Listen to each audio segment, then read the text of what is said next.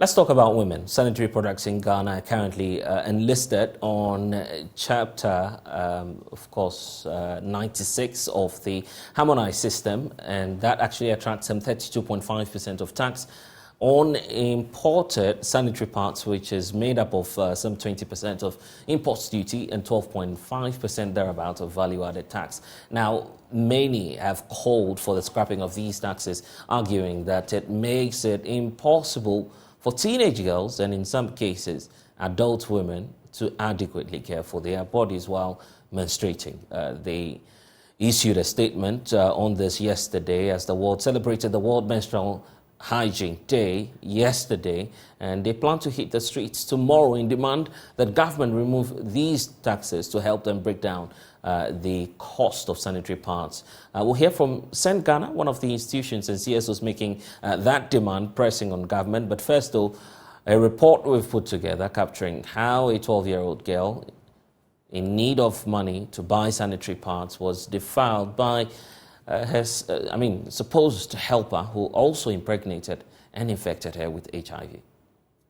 Go out to eat, and then I realized all the boys were like, hey, hey. At age 12, Efia had to move in to live with her aunt in Techiman, where she was enrolled in a school. It was at the school she first had her menses, something she lacked knowledge about. She soiled her uniform, and boys in her class made fun of her. This was the beginning of her shattered life because she had no access to sanitary pad. I used a toilet roll to cover that place, but because of the experience that happened, I didn't want to go out, so I didn't want anyone to laugh at me. So this guy, I was very young, so when I used the tissue paper, he saw me and then he was like, Adebia Kawechi. The tissue, I think the blood overflowed in the tissue, and then he made me wash. Why didn't you go home? Why did you follow him to his house to go wash yourself? I saw him as a father figure. So when I told him what is going on, he told me he'll give me 1 cedi 50 pesos to school, and then when I'm menstruating, he'll give me a pad. But this was a bait. Efia agreed to the man's proposal to come out of the shame she had to endure any time she was in her menses. She was defiled and later got pregnant at age 14. During antenatal, she was tested HIV positive. I was 5 months pregnant. Wow. So my mom asked me who. I told her it was the guy.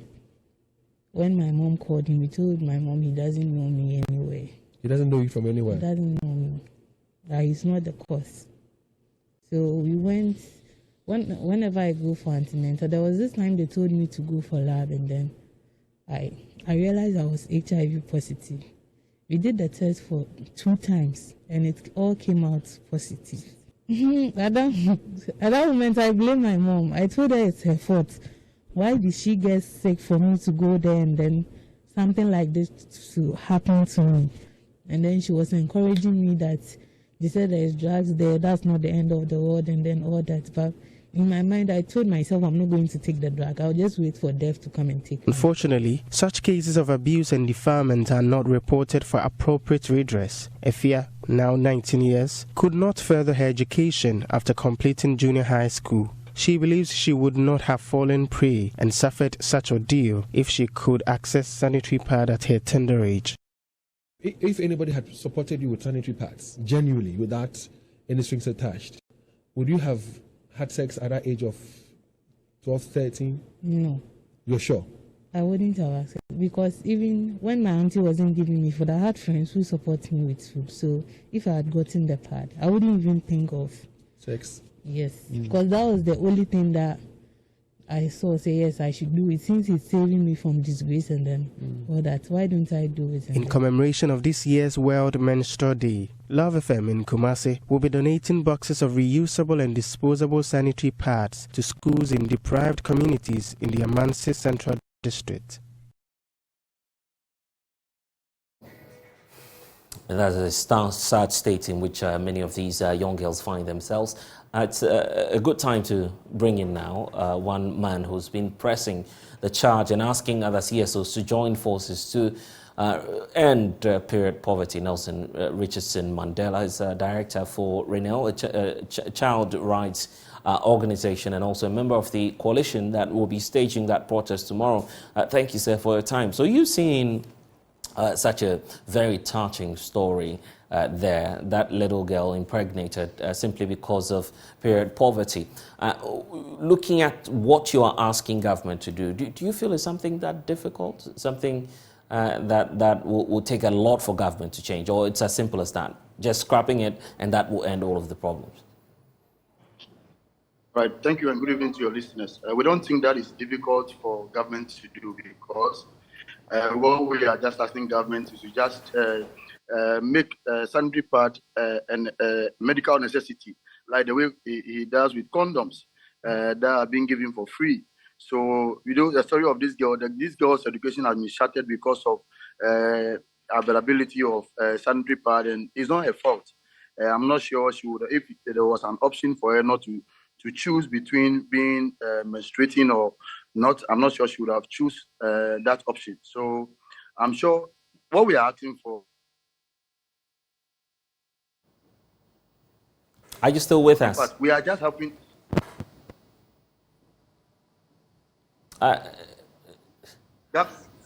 Hello? Yes, we're still with you, sir. So yes. government is self-support the Agenda 2030 of the SDGs. And in that Agenda 2030, we have SDG 3, 4, 5, 6. And they all talks about inclusivity and equity. So we believe that once we support that agenda, we are just going out tomorrow just to remind government that whatever that you have supported, there are SDGs in there that makes it, should not allow you to, tax women for what they have no fault of theirs. Yeah, so I believe that the second lady, also, I'm sure she might be the one that really prompt the vice president before he came out in 2020 during their campaign launch in Cape Coast, where he promised that all sanitary pad tax will be scrapped when they come to power. So we don't think this should be a difficult thing for government to do, because this is not like a political gain that we are talking about. We are just talking about a natural phenomenon that we should just try as much as possible to help our women. I believe the first lady and the second lady are all know what we are talking about, and they can feel the pain more. So I believe this can happen if we all come on board. How about asking the businesses, those operating these businesses and, of course, producing the sanitary product, of trying as much as possible to reduce their prices? That's equally another way of dealing with it. Yeah, so let's say, for instance, if you are a dealer in sanitary pad and you pay these huge taxes, how then do you bring your sanitary pad up to say, I want to reduce it? Because you are paying more, so definitely the burden will be on the woman who is purchasing it, or maybe the man who is purchasing it for the ward, or maybe the wife. So I think the ultimate goal is for government to just look at it. We are not putting any pressure on government. We know times are hard, but this is a necessity. This is something that must be done now, not tomorrow. Justice nominee Gertrude Tokno at her vetting pointed out that we should carry out what she's suggesting as proper targeting, where we go after young children in school, school girls, try as much as possible to support them with these sanitary products, and then make the working class or the adult women pay for their sanitary pads. How about such a policy approach?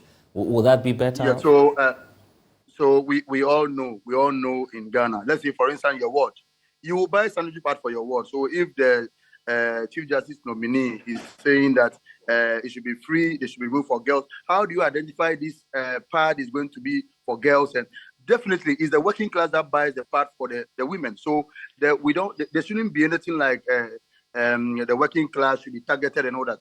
They are the ones that purchase the sanitary pad and for the girls. So we believe that it should be scrapped. There shouldn't be any option or maybe any games around it. Thank God that she has identified that there is a tax on sanitary products, which I believe she might also have a young girl also in the house as well, where she purchases as well. And she knows how expensive it is. That's why she came up with that. So we believe that it should be scrapped outrightly, and nothing like anybody should be taxed, because this is not right. I think that's a gender-based. Okay, and about tomorrow's exercise, the decision to go onto the streets now to pour out your frustrations. First of all, how many civil society groups do we have embarking on this exercise? And what is likely to happen tomorrow? Yeah, so tomorrow our... Nelson? Okay.